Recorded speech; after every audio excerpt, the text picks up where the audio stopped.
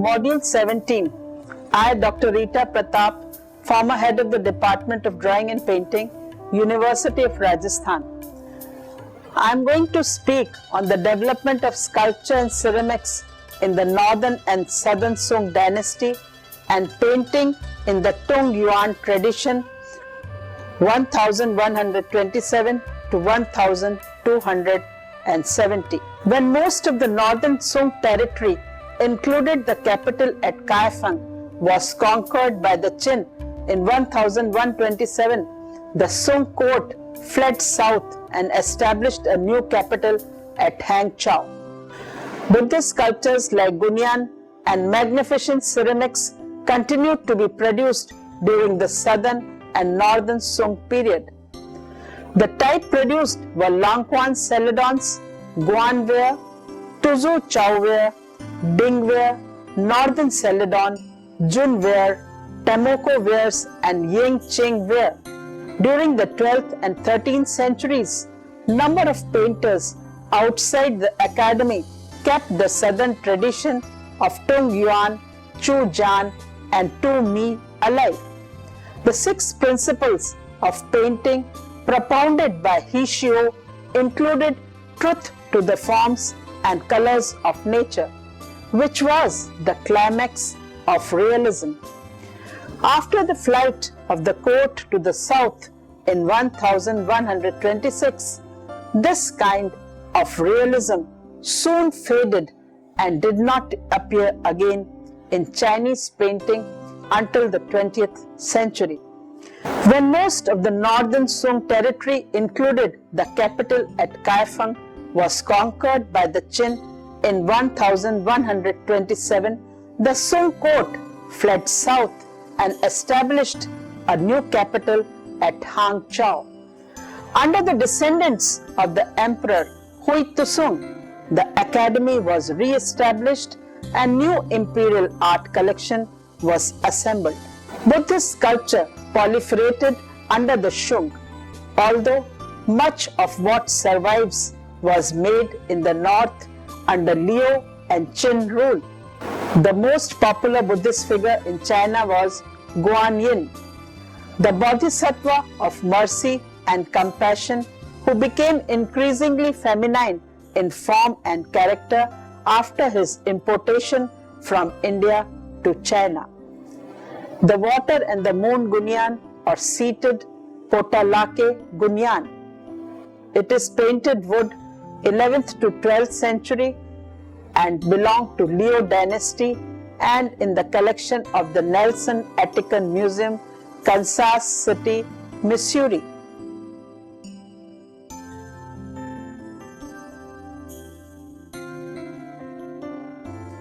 A decidedly feminine-looking wood image of Gunyan, known as Avalokiteshvara in Sanskrit, based on a Buddhist sutra that describes Gunyan as sitting in a rocky grotto watching the moon's reflection in the water. This ornate wooden sculpture depicts the deity of mercy and compassion arrayed in the sumptuous clothing of a bodhisattva and seated in a position of royal ease, showing lively swirling drapery and a warm smile. Another example of a sculpture is of 11-headed Gunyan. It belongs to Shung dynasty, 12th century, and it is in the collection of Cleveland Museum of Art. This sculpture shows the traditional masculinity, albeit somewhat softened, of the tongue image type. Numerous images of this type exist in China and elsewhere. They bear witness to major patronage by the Sung dynasties, which stimulated a well-organized industry for the production not only Buddhist sculpture but magnificent ceramics continued to be produced during the southern and northern Shung period. Chinese ceramic of this period are probably the classic expression of ceramic art not only in China but in all the world. By classic, it is meant that Sung ceramics achieved an unsurpassed integration of shape, glaze, and decoration.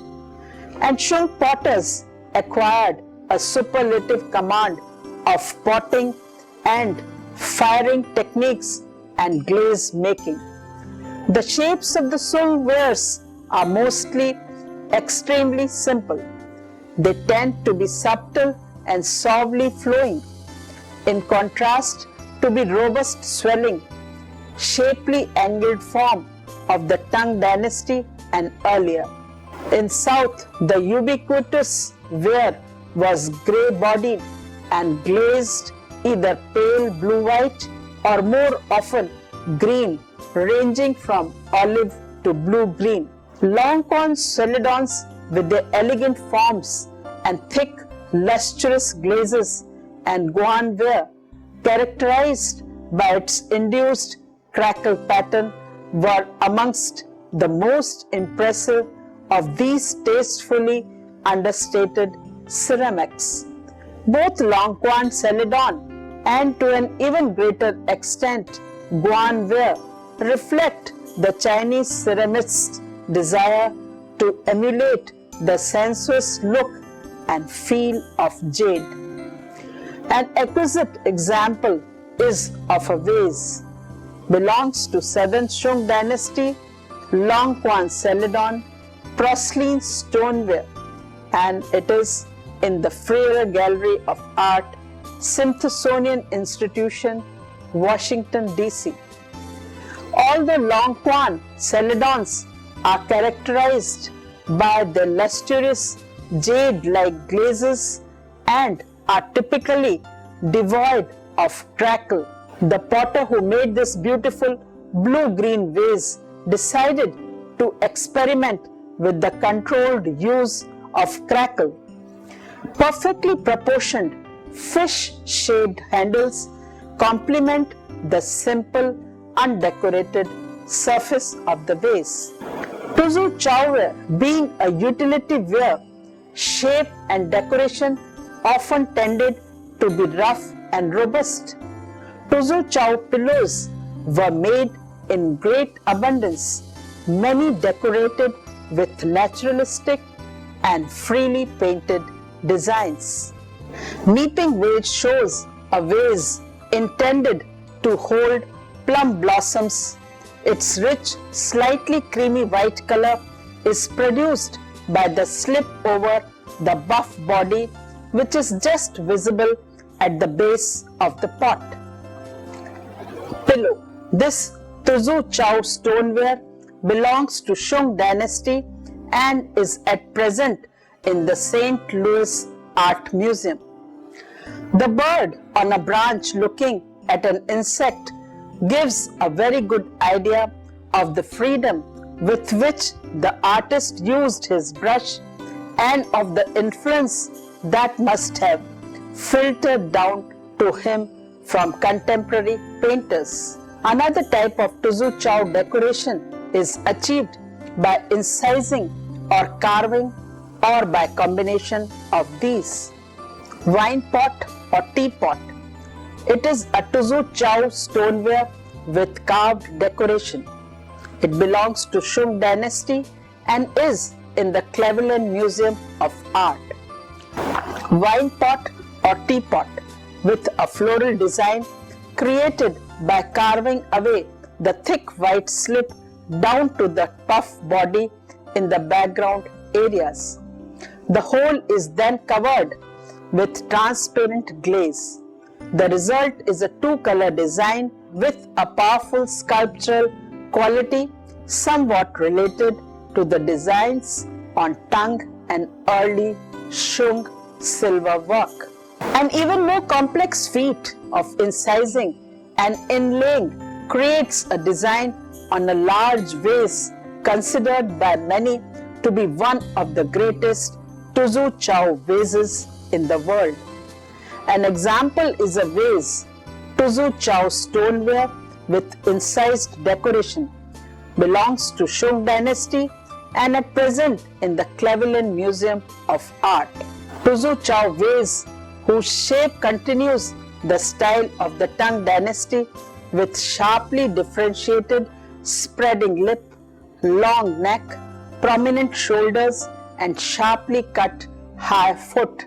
Here, the combination of brown slips and needle point incision inlaid with white slip produces a type of decoration clearly under the influence of metalwork, particularly of incised silver.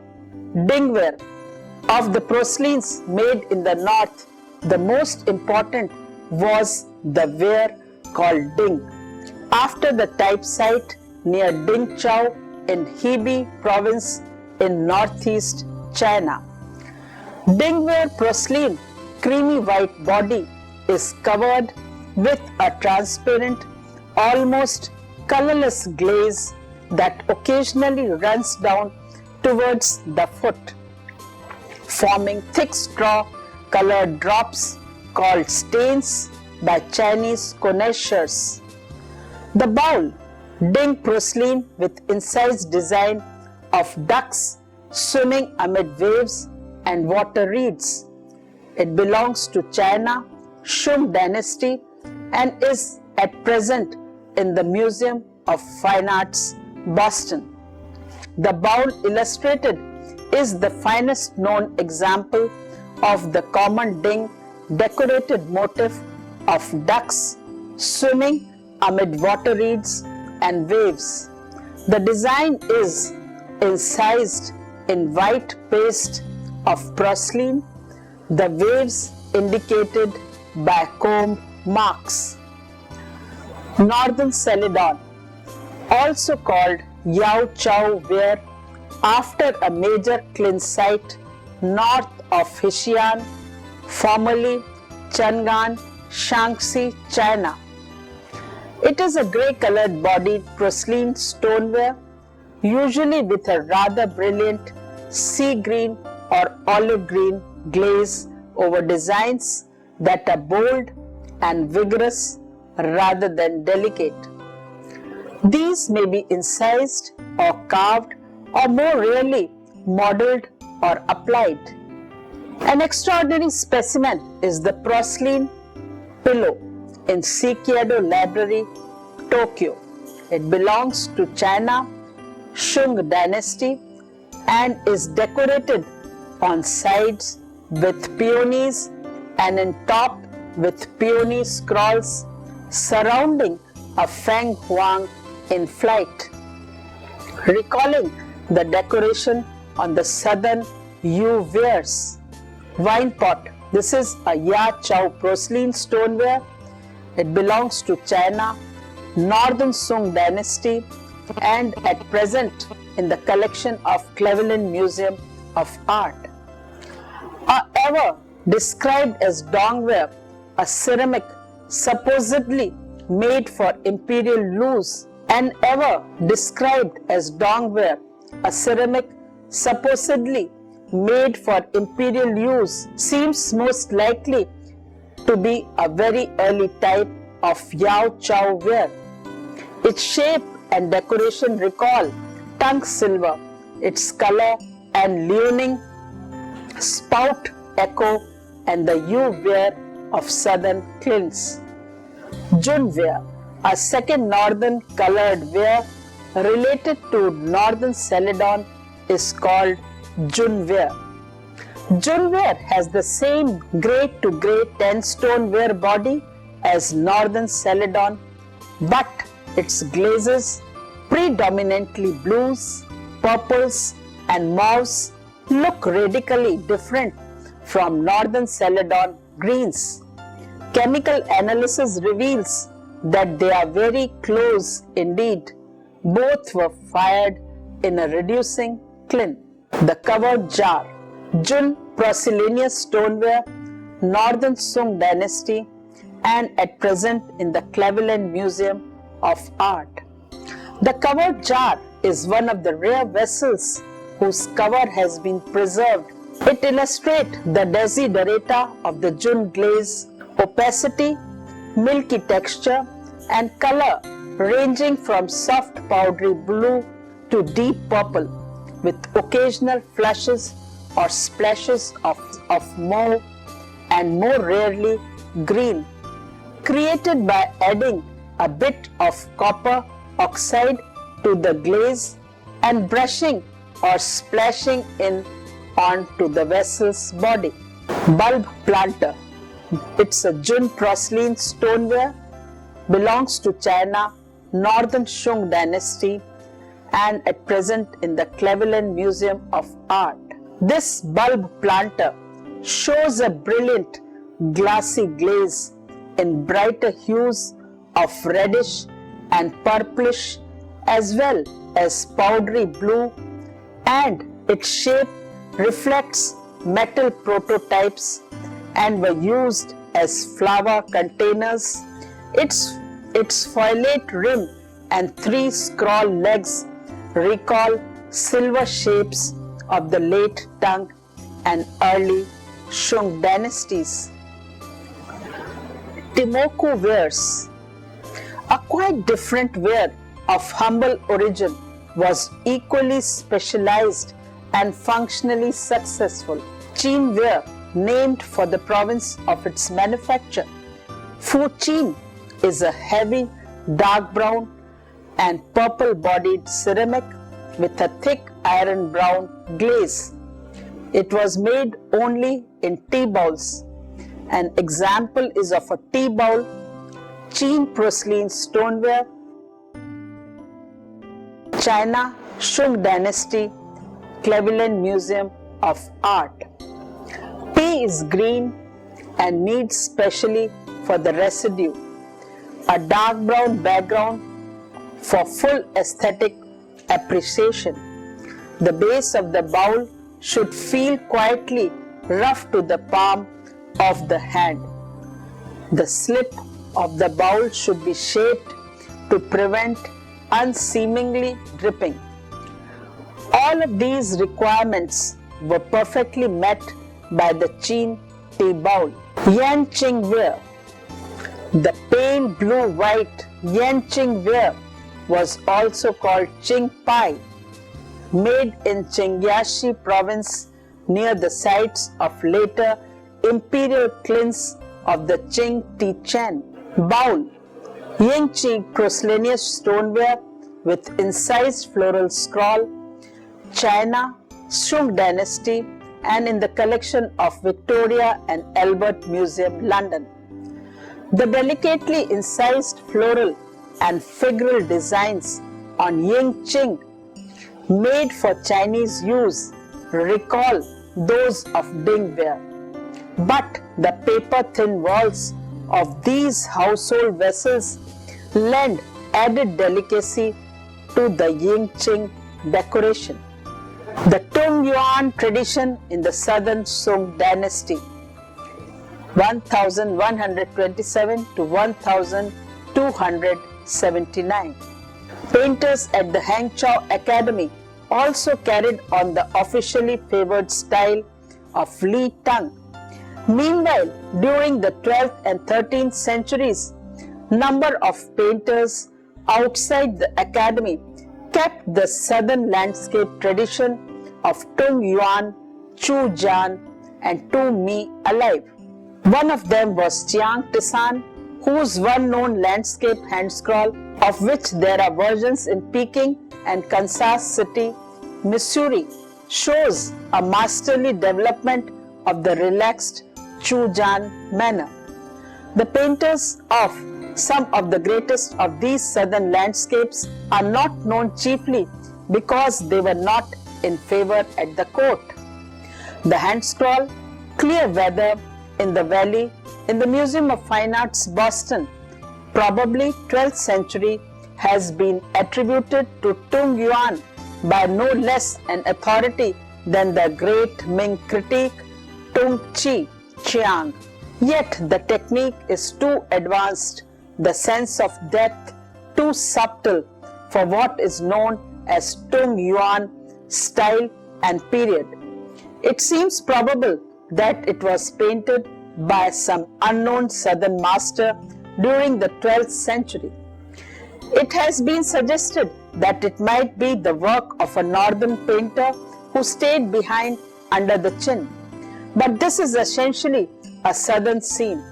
The rounded, tree-clad hills, the moist, sunlit warmth of the atmosphere, above all, the profoundly poetic, even romantic vision of the artist, so different from the austerity of Phan Quan and Li Tung, all suggest a painter working in the lower Yangtze Valley, which from now on was the main center of a landscape painting in the southern tradition.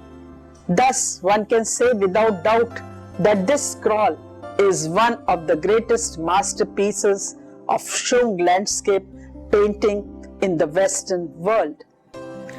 Equally attractive is traveling on the Hexiao and Hexiang rivers in Dream by an unknown 12th century master. The monumental piling up of the mountain masses and the continuous depth into the river valley are in the spirit of northern Shung.